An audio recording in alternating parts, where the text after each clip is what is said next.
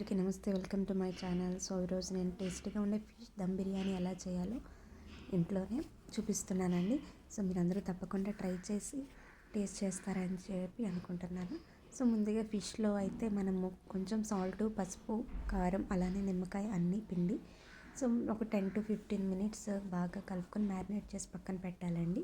So ఇప్పుడు ఒక ప్యాన్లో ఇంకా నేను స్టవ్ అన్నది ఆన్ చేయనండి. ఈ ప్రాసెస్లో స్టవ్ ఇంకా ఆన్ లేదు. సో ఫస్ట్ ప్యాన్లో కొంచెం ఆయిల్ వేసి టమాటా పేస్ట్, అలానే అల్లం వెల్లుల్లి పేస్ట్, ఉప్పు, కారం, పసుపు, ధనియా, జీరా పౌడర్, గరం మసాలా, అలానే 4 పచ్చిమిర్చి, కొత్తిమీర, పుదీనా, పెరుగు ఇవన్నీ వేసి బాగా కలపండి. కలిపిన తర్వాత స్టవ్ ఆన్ చేయాలండి. అన్నీ కలిపిన తర్వాత స్టవ్ ఆన్ చేసి మూత పెట్టి ఒక 10 minutes లో ఫ్లేమ్లో బాగా బాయిల్ అవ్వనివ్వాలండి. మనకి ఆయిల్ పైకి తేరినంత వరకు బాగా బాయిల్ అవ్వనివ్వాలి. సో ఇదంతా ప్రాసెస్ అయ్యేలోపు నేను పక్కన ఇంకొక స్టవ్ మీద వాటర్ అన్నది బాయిల్ చేస్తున్నానండి. సో ఇందులో మనం మొత్తం biryani spices, salt, oil, salt అన్నది వాటర్ అన్నది చాలా సాల్టీ వాటర్లా ఉండాలండి.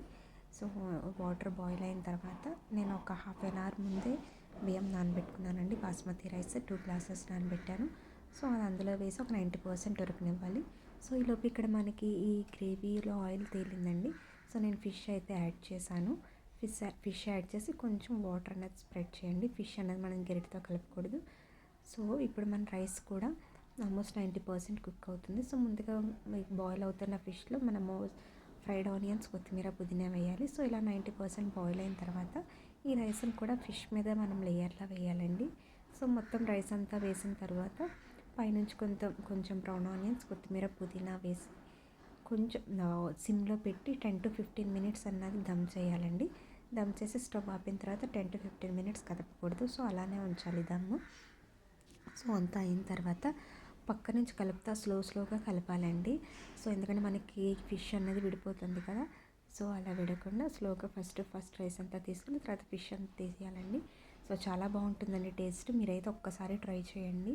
సో ఖచ్చితంగా మీకు బాగా నచ్చుతుంది. ఈ వీడియో మీకు నచ్చిందని అనుకుంటున్నానండి. నచ్చితే లైక్ చేసి సబ్స్క్రైబ్ చేయండి. Thank you.